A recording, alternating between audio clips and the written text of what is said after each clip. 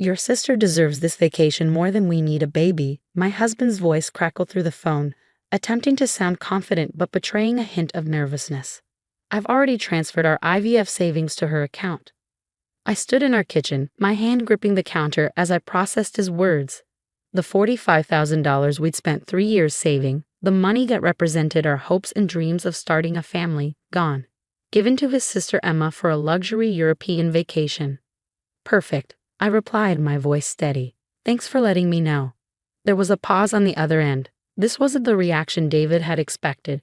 He'd been prepared for tears, for anger, for the emotional outburst he'd grown accustomed to dismissing as my baby fever. Instead, he got calm acceptance. Look, Olivia, he started, his tone shifting to the condescending one he perfected over our 8 years of marriage. Emma's been through a rough divorce. She needs this break. We can always save up again for the IVF. You're only 34, there's plenty of time. I looked down at the papers on the counter in front of me, documents I'd received just 2 weeks ago from my doctor. Papers that would have shattered David's convenient narrative about plenty of time. Papers that made his betrayal even more devastating. You're right, I said, surprising myself with how easily the lie came. Emma deserves this. I hope she has a wonderful time. Really? David sounded suspicious now. That's it, no argument? No argument, I confirmed. I need to go, I'm running late for my shift at the hospital. I hung up before he could respond, before the trembling in my hands could reach my voice. As a pediatric nurse, I learned to keep my composure in crisis situations. Right now, that training was the only thing keeping me together. 2 weeks ago, my doctor had called me in for a private consultation. The results of my latest fertility tests showed that my condition was deteriorating rapidly. If we wanted to conceive through IVF, we needed to act within the next 3 months. After that, my chances would drop dramatically. I hadn't told David yet. I'd been waiting for the right moment, gathering resources, and making plans. Now I realized I'd been right to keep it to myself. My phone buzzed with a text from Emma. OMG sis. David told me what he did. You're the best for understanding. Can't wait to post pics from Paris. Love you. I stared at the message, remembering all the times Emma had competed with me for David's attention and resources. The emergencies that always seemed to coincide with our important moments. The way she talked David out of our previous IVF attempt 2 years ago because she needed help with her down payment. Family comes first. She'd insisted, while David nodded along. My hands stopped shaking. A strange calm settled over me as pieces clicked into place. All those years of playing second fiddle to Emma's needs, of watching David prioritize his sister's whims over our future, they'd been leading to this moment. I opened my laptop and logged into our joint account. As expected, David had cleaned it out. All our careful saving, the extra shifts I picked up, the bonuses I contributed, transferred to Emma's account that morning. What David didn't know was that I'd seen this coming. 6 months ago, after Emma's divorce, I'd watched her eyeing our savings with that familiar calculating look. I'd started preparing then, opening a separate account at a different bank.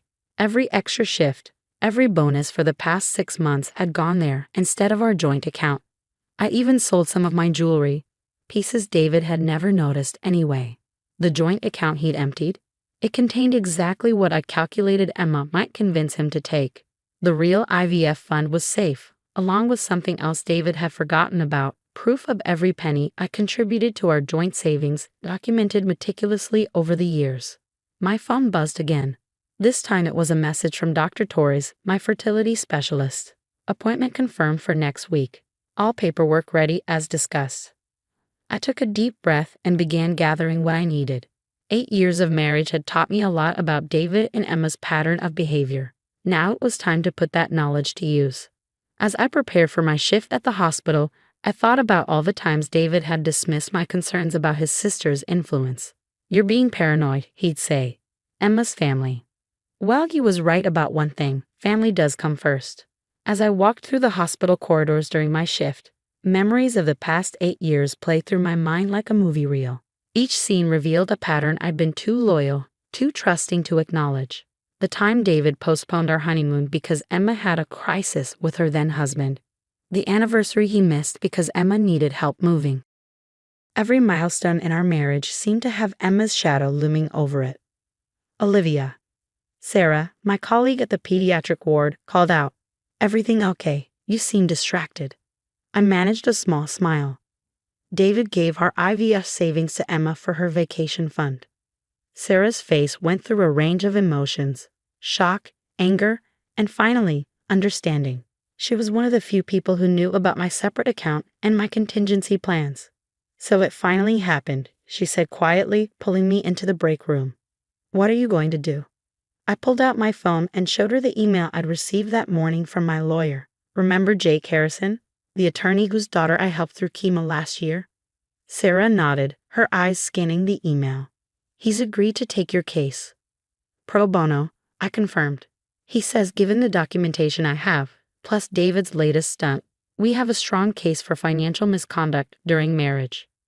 Does David know you've been documenting everything? I shook my head. He never paid attention to the financial stuff. Too busy managing Emma's life to notice what was happening in his own home. My phone buzzed with another text from Emma. Just booked first-class tickets. This is going to be amazing.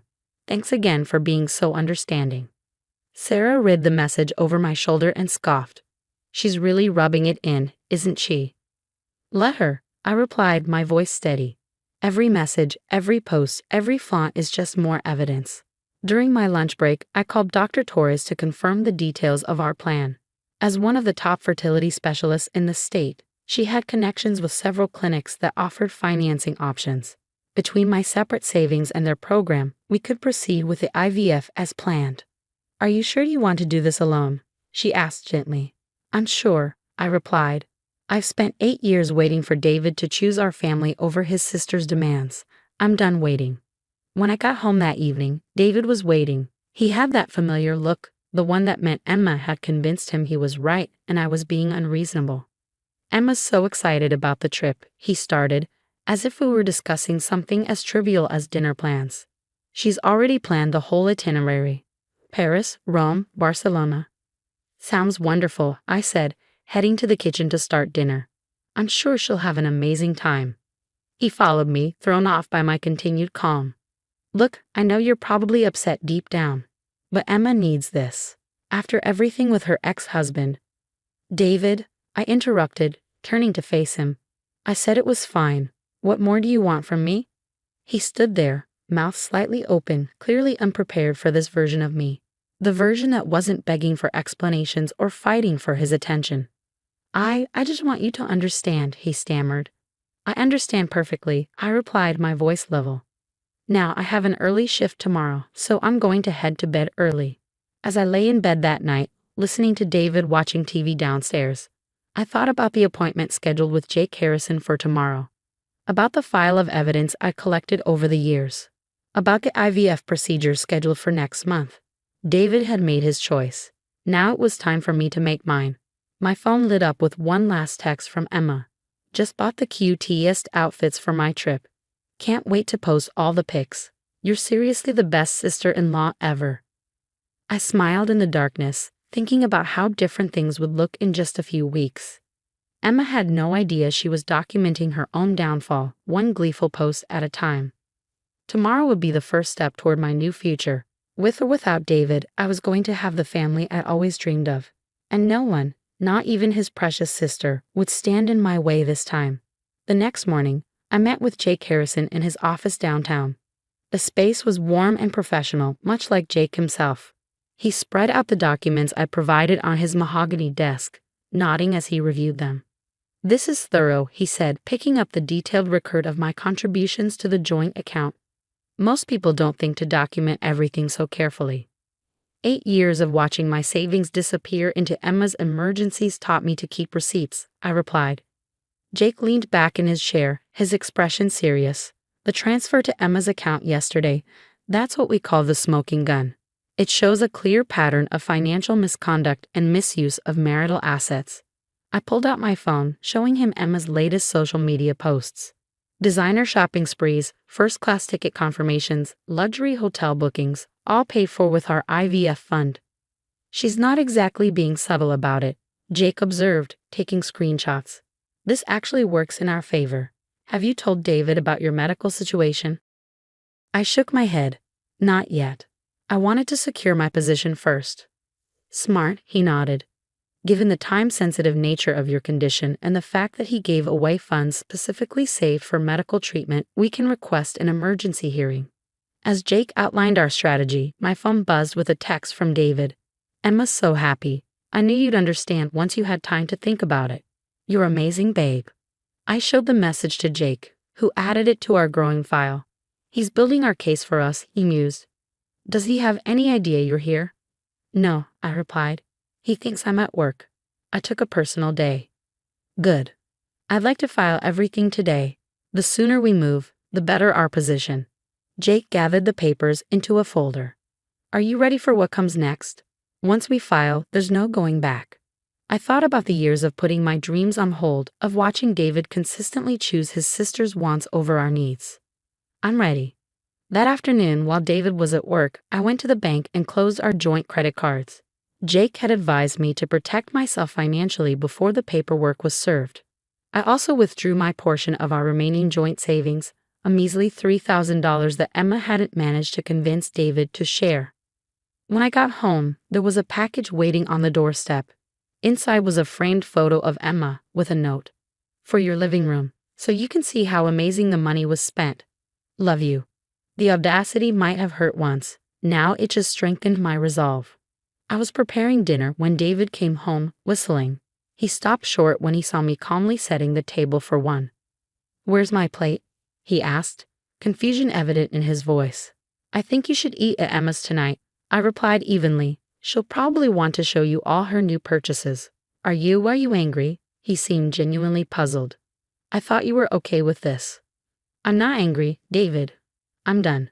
I placed a manila envelope on the table. You've been served. His face went from confusion to shock as he opened the envelope. Divorce papers? This is ridiculous. All this over Emma's vacation? No, I said quietly. This is about 8 years of watching you choose your sister over our marriage. The vacation fund was just the final straw. You're overreacting, he sputtered. We can save up again for the IVF. Actually, we can't. I handed him the medical documents I'd been keeping to myself.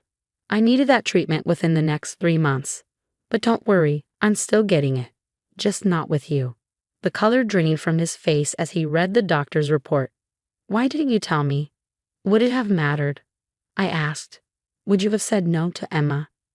His silence was all the answer I needed. I have an IVF appointment next month, I told him. I'm doing it on my own, with my own money you and Emma can't touch. I suggest you start looking for a place to stay. Your sister has plenty of room, I hear. Olivia, please, he started, but I cut him off. Check your credit cards before you leave. They're closed. And don't bother checking the joint account. I've withdrawn my portion. You can keep the rest, though I suspect Emma's already got plans for it. As David stood there, stunned and speechless, I felt a weight lift from my shoulders. 8 years of compromising, of coming second, of watching my dreams slip away. It was finally over. And my new beginning was just around the corner. 2 months later, I sat in Dr. Torres' office, staring at the ultrasound screen with tears in my eyes. Against all odds, the first round of IVF had been successful. I was pregnant. Congratulations, Dr. Torres smiled warmly. Your numbers look excellent. I'd say all that careful planning paid off. As I left the clinic clutching my ultrasound photos, my phone buzzed. It was a message from my lawyer. Final divorce hearing scheduled for next week.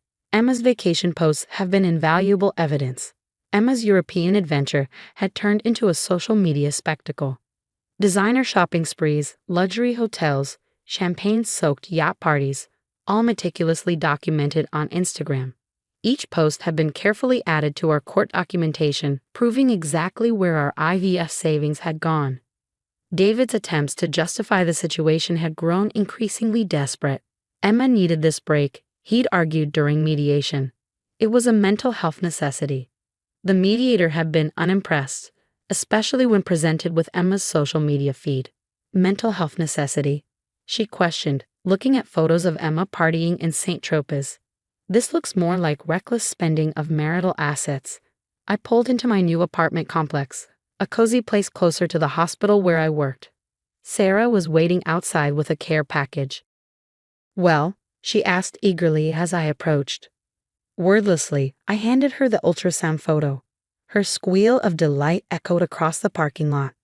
"I'm going to be an aunt," she exclaimed, hugging me tight. "Have you told anyone else yet?" "Just you," I replied. "I'm waiting until after the divorce is finalized next week." Inside over tea, Sarah updated me on the latest gossip. Emma had returned from Europe to find her own financial situation in shambles. The vacation had burned through not just our IVF money, but her own savings as well. She tried to hit David up for more money, Sarah reported, but apparently his accounts are all frozen pending the divorce settlement. I sipped my tea, thinking about the irony. How did he respond? From what I heard, he finally said no to her. First time for everything, I guess. The day of the final hearing arrived bright and clear. I dressed carefully in a conservative navy suit, the slight swell of my pregnancy still barely visible beneath the jacket. David and Emma were both there, looking considerably less polished than in their recent social media posts. Emma's designer vacation wardrobe couldn't hide the panic in her eyes as our lawyer presented the financial evidence. The judge was particularly interested in the timing, how the money had been taken just when it was most crucial for medical treatment. "Mr. Mitchell," she addressed David, "you deliberately misappropriated funds that were saved for time-sensitive medical treatment, giving them to your sister for a luxury vacation. Do you understand the severity of this action?" David's response was quiet. "I didn't know about the time sensitivity. Because you never asked," I interjected softly. "You never asked about anything that didn't involve Emma." The judge's ruling was decisive. Given the documented financial misconduct and the medical circumstances, I was awarded a significant portion of our assets. Emma was ordered to repay her portion of the misappropriated funds, though we all knew that was unlikely to happen. As we left the courthouse, David tried to approach me one last time. "Olivia," he called out, "I'm sorry. I know now what I did was wrong. Maybe we could."